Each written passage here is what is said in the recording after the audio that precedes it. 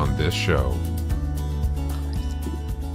Hi, everyone. Welcome to today's episode of the HigherHer podcast put on by Talent Collective. If you don't know what Talent Collective is, we are a community for women in the recruiting space. And we are really excited to be here on my couch again here in Alameda, California. And we have a really, really special guest here today with us. Her name is Stephanie Lyman. So welcome, Stephanie. Hi, thank you. So Stephanie has a very extensive background in TA and has been head of talent at several companies. And in recent years, she's been running her own business. So she's had a coaching business for over 8 years. And most recently has started her own firm again called Vault. And she helps companies, a lot of startups and other technology firms with employee engagement, leadership development, and really the whole like talent management pipeline. So we're really excited to get to know her a bit today. So welcome again. We'd love to hear from you. Tell us all about yourself and your journey in recruiting and talent. Yeah, perfect. Well, first of all, thanks for having me here. I'm super excited and honored to be part of this podcast. A little bit about me, like you said, I started the first half of my career in talent acquisition. So started as a recruiter, like you said, moved on to head of talent at a fast growing startup, which is now a unicorn startup. So, it was kind of one of those experiences of just being thrown into it and scaling. And it was just a fantastic experience on the sense of really learning what it takes in talent acquisition there to grow and to scale.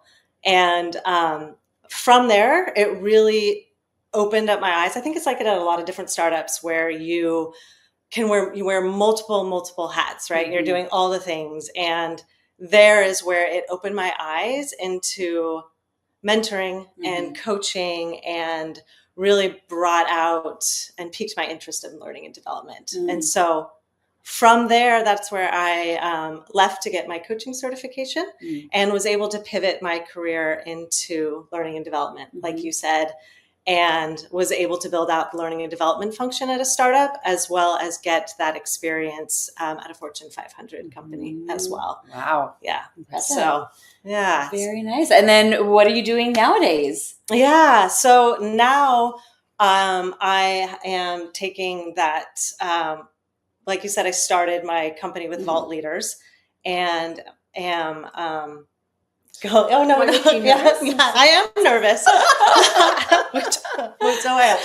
I started my company with Vault Leaders, and really it has evolved. So I'd love to, we can talk a little bit more about that, going from that talent acquisition space and recruiting and evolving into coaching individuals and leaders, and then evolving into working with these organizations and really seeing that full life cycle from talent acquisition, partnering with TA professionals there, to then how can we retain and engage talent. And so really partnering with organizations there. Very nice. How have you liked having your own business and kind of going out and doing it on your own now? I love it. Yeah. I mean, there's definitely some challenges. I do miss, which is what I think I love about the Talent Collective, is there's a part where I miss community. I miss sometimes that teamwork, but I do love the aspect of being able to just see that transformation and that change that can happen through coaching, especially through the individual coaching there, or just seeing kind of the development of managers. Let's say if you have a first time manager, and just seeing that impact that you can have in an organization. So I love it. And I miss some parts of it, the community, for sure. Yeah, absolutely. Yeah, there's only so much kind of like teamwork, that happens when you're consulting, because you're not like truly in it.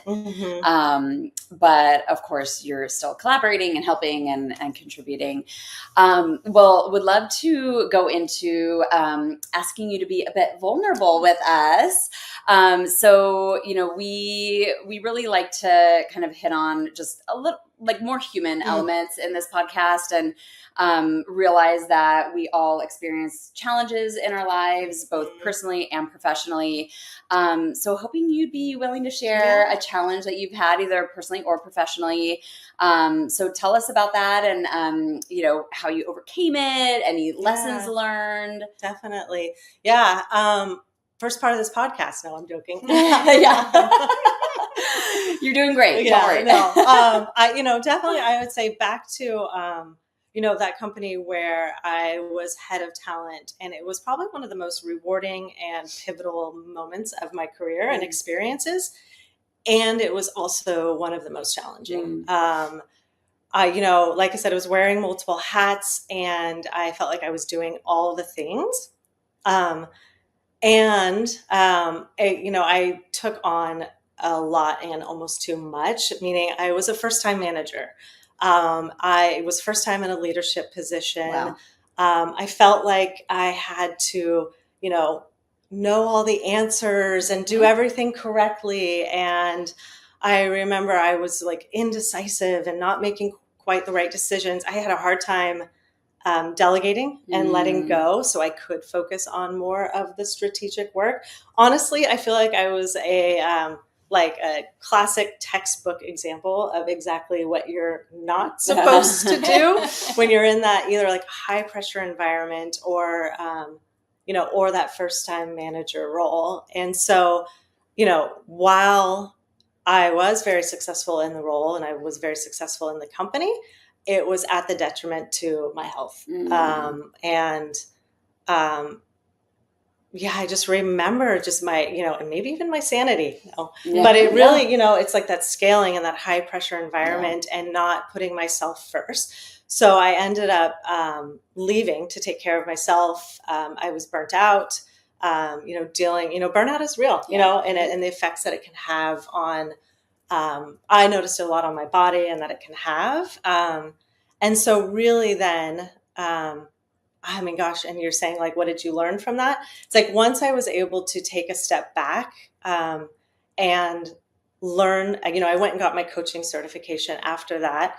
And I was able to learn the tools and the resources of how to, in a sense, bring my best self to work and really reflect on, okay, who do I want to be as a leader as I'm continuing to grow my career? Because what I was doing, while it was successful, quote, it was not completely successful on, how I wanted to show up as a leader. So, I was able to learn, yes, like the tactical side of things, like, okay, yes, you need to delegate, you need to take a step away, you have to get out of the weeds. But then there also was this other side of kind of more like the inner work where I was figuring out, like learning a little bit and taking a step back of how I was in a sense almost self-sabotaging myself, not having the confidence to step away, not really resourcing myself and being aware of my influence that I was having on myself, with the internal stress and struggle and ruminating, plus my influence that I was having on others and on my team. So I just was, I always say it was like the most exciting and rewarding aspect and part of my career. And it was, there was a huge pivot, but it also was a tough lesson, that I had to learn. And I'm grateful that I, not to sound cheesy, it does, but, it did take me on this journey of, I want to be, more conscious and aware as a leader, so you take the time to reflect on that. Well, and it's often those really challenging times that when you're going through it are just so hard. Like Natalie and I were on a meeting today that I just like wanted to cry the entire time, but like I know we'll look back on this and be like, remember the early days of Talent Collective and like how fun and hard it was, but like you're not feeling it anymore, but like there was rewards from it and you grew so much and all of those things. But when you're going through it, it's freaking hard. It is definitely. But luckily you can look back now and see some of those golden nuggets. Yeah, definitely. Yeah, for sure. I feel like I had a very similar situation, and it was the catalyst where I decided like, I don't think I ever want to work for a startup again, at least not at that stage, Mhm. because that doesn't resonate with my values or Yeah. how I want to show up for myself or Yeah. for any, other Yeah. variety of reasons. So would you say that essentially was the catalyst that really kickstarted this Yeah. business because you found an opportunity to help people, or it started as your personal journey and then you just found like, oh, I'm good at this? Yeah. How did it really Yeah. end up dominoing? Both. Yeah. So I would say, definitely about the values and strengths there. Like I can definitely relate to that. But with this, it really was the impetus that just did bring me along on this journey, and my personal journey. But then also as I did learn the tools and resources and, got my coaching certification and starting to like dive deeper into that work. And once I was able to take that step back and reflect, so many of my clients, are women in tech, and I just see it. And part of it is if I, looking back, know that if I would have had a coach during that time to help me kind of mirror and take a step back and see and reflect and and to also let me know that it's normal. This this scaling stage is normal, and you can have tools to go through it, a little more gracefully, I should say. That I just feel so passionate of seeing others in that same situation that I was in, and how I want to just give back and help and provide now the knowledge and the resources that I have. So yes, it did help me or bring me along that journey. And I just kept on, and I say journey because I do think it is, it's all part of a path and a journey. And it always is, this journey that I continue to go on. Yeah. I mean, just like they say, everything happens for a reason. And it was part of your journey to get there. And it's just, a natural par for the course. But you can't see me. Oh, I've been talking like hello, I am. I was going to ask, like, if you had any mentor along the way. Like you had mentioned, I wish maybe I had a coach, but was there anyone, any female leader that you could champion through that process? Yeah, another lesson, it's a great question. Another lesson for myself would be to reach out and ask for help. Yes, I did have and still do and talk to this day, like a mentor on the talent acquisition side. Fantastic. Shout out to you, Kelly, if you ever see this. Was fantastic and, was always there for you. I would call her as I was scaling, going through, trying to figure out, okay, headcount planning. How do we plan for this? How do we do that? She would always be there and help me. And I don't think I reached out enough on, just kind of a little bit more of like the vulnerable side of just how I was struggling and how to handle all of it. I think I could have reached out more. And gotten that support. An advocate for yourself. Definitely. Yeah. It's hard when you're in the thick of it. You're like, I want to be confident and I can do it all myself. But it's not always that easy. Yeah, definitely. And I think it's just always learning or being aware, right, of slowing down. I feel like so often, at least in the startup space and in the tech space, it's so fast, right? And it's just go, go, go, go, go. And sometimes, it's just that slowing down to really I guess to speed up, not to sound cliche, but it's just like that slowing down so you can be aware, even to be aware of like, wow, I think I need, some time. I think I need some help with this. I think like the best path forward is not thinking that, I can figure this out on my own. I can do this on my own. I can do this, and it's relying on other people. But, first being, at least for myself, I should say, first being aware, really like pausing and just noticing where I'm at and choosing a different path. And a different path would have been, to reach out to my mentor, to ask for that help there. Yeah. And it probably plays such a huge role in how you run your business now. Differently, like, I don't want to do things like I used to. So in my own business, I'm going to do it differently? Yeah. Oh yeah, definitely. I think in my own business, I first of all will, have worked a lot on, when I'm working, well, first of all, when I'm working with individuals, really focusing on, you mentioned it, their values and their strengths so they can bring that into the workplace. And then for myself as well, looking at companies where I feel aligned with them and, their mission and their values, but also I'm not like, go, go, go, go, go, grind into the night, type of a person with my business. And I'm still able to get in there and look at, the overall, I don't want to say problems, but I'm going to say problems of a company and really helping and figuring out this employee engagement or retention and looking at burnout. So it's like kind of this bigger picture as I am bringing in maybe leadership development. It's, yes, we can learn like, okay, what are the competencies of a leader? But I believe there's just so much more to it than some of that tactical work there. Yeah. And that's how I definitely approach things differently from there, for sure. Love it. Yeah. Thank you for sharing. Yeah, of course. So you've shared a lot about what you're currently doing with your company, and we'd love to hear if you have any future plans for the direction you'd like to go, or just what's on the horizon. Yeah, for sure. So I will definitely continue to work with organizations. It's a part that I love going in there and really working on, in a sense, transformation at scale, instead of the individual. So really trying to build that transformation there. So to continue to work with and partner with organizations for, again, like you mentioned earlier, like leadership development, retention, employee engagement. And then another part that I'm really, really excited about is in Q1 of next year. I can't believe we're already getting there.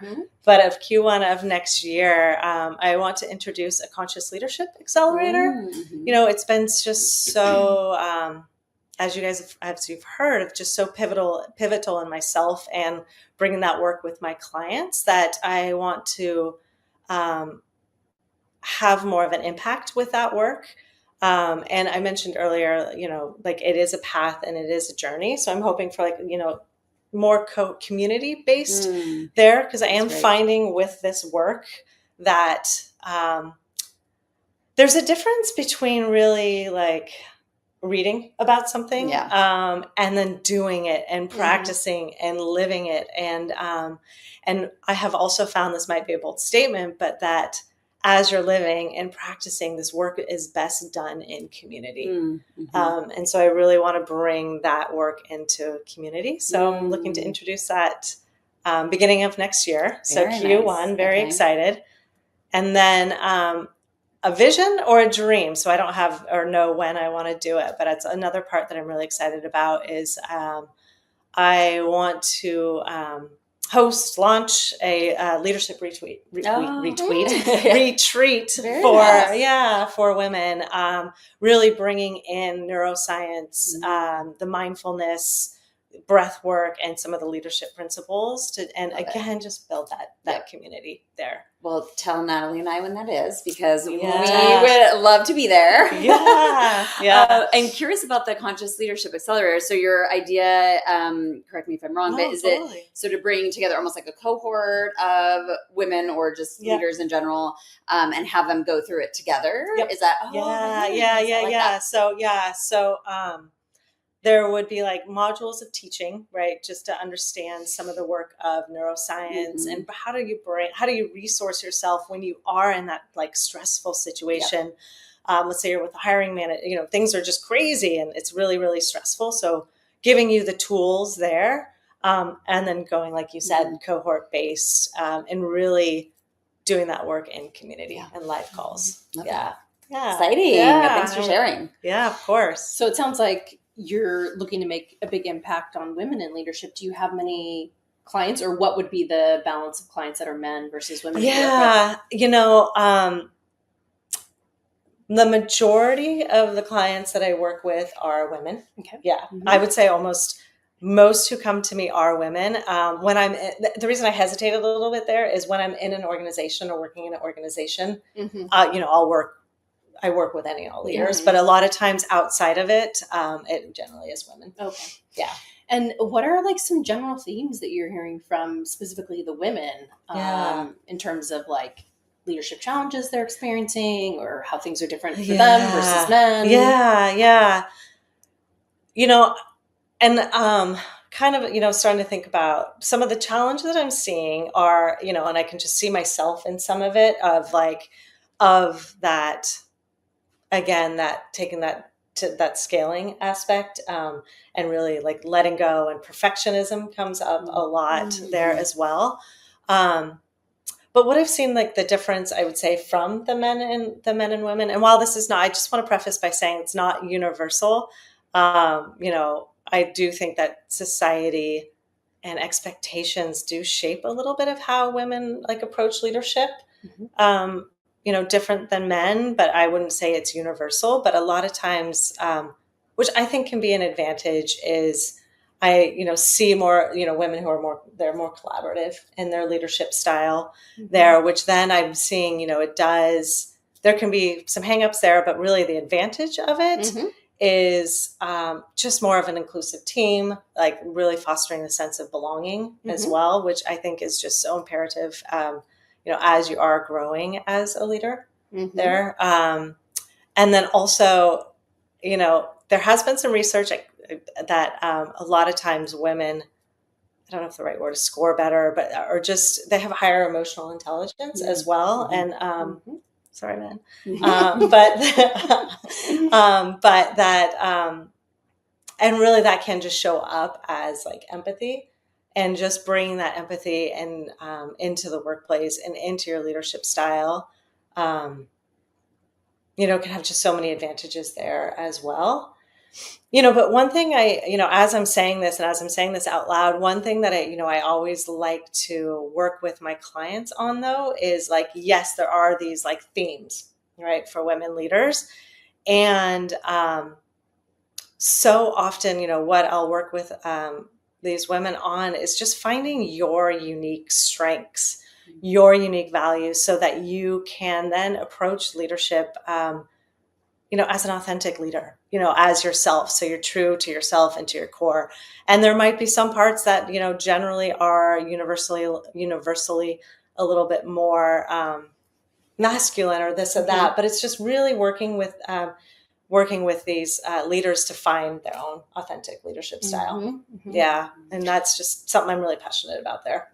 I think I need your assistance. But on the reverse, like I often feel like I want to be more aggressive than I come across. Like inside, I just want to like cut to the chase, and I don't want to have to like dance around things or be delicate. But I feel this internal struggle as a woman, like, no, I should probably come at it a little bit more delicate, stay in my feminine energy, blah, blah, blah, all the things. And it just like is always a struggle for me because I feel like I'm wasting time, or like it just doesn't resonate with me. And so I'm curious if you have any women that you work with that are kind of in this similar. Yeah. I know. I mean, I think, yes. I mean, almost I want to say like, yes, myself. No, I'm just kidding. But yes, no, definitely. And I think, like you mentioned, like, you want to like just speak up more. Is it kind of like that, or? I think I speak up. Okay. Confidently, but what's the word? I struggle with the niceness of it. Like, this is why Kristen and I work so well together, is I always joke she's the nice one. Okay. And not that I feel like I'm mean, but I don't have the same type of patience to be kind. I can handle it up to a point, but then I'm like, I'm just done. I don't want to deal with it anymore. So anyways. Yeah. No, definitely. No, that makes sense. And, it makes me think about, sometimes that can be, like you said, it's just like an impulse, or you just want to be done and you just want to do this, and like kind of starting to look at and think about and inquire into like, when is that reactivity or that reaction just doing more harm than good? And, reflecting on, that, and honestly, it starts to become more aware, pausing. And it sounds like you do notice, but whether or not, if you notice in the thick of it, and then like, again, choosing that different path. But yeah, we definitely, there's the, I don't speak up enough. I see that a lot with the women. I see that side. I'm not confident enough. I read my email 10 million times before I hit send. I do all of this versus, I am like quick and sharp and this, and, and there's no right or wrong. It's just starting to look at, again, when is it doing more harm than good? And or like, where do you want to be, right? Yeah. And who do you want to show? How do you want to show up as a leader? Yeah. Who do you want to be? Maybe some people don't care about, being sharp and direct. But anyways, not to make this a coaching session. Yeah, I was going to say, this turned into a little coaching session. I love it. Yeah. Well, is there, anything else that you want to share with the audience? Like, ways that you could be of assistance to them? Yeah. How can you best support companies? Where can they find you? Yeah, no, awesome. Well, first of all, thanks again for having me. This was this was great. It was fun. It was quick, short, to the point. Quick, short, to the point there. I'd say the best way to connect with me is on LinkedIn.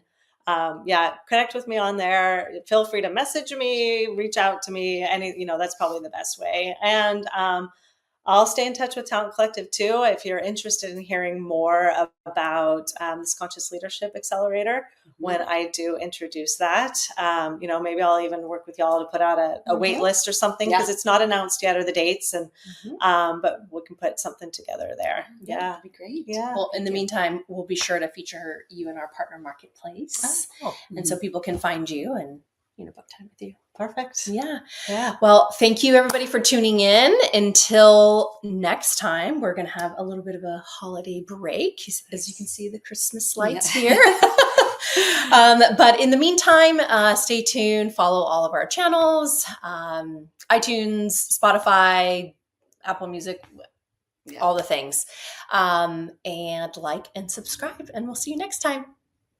Thanks, everybody.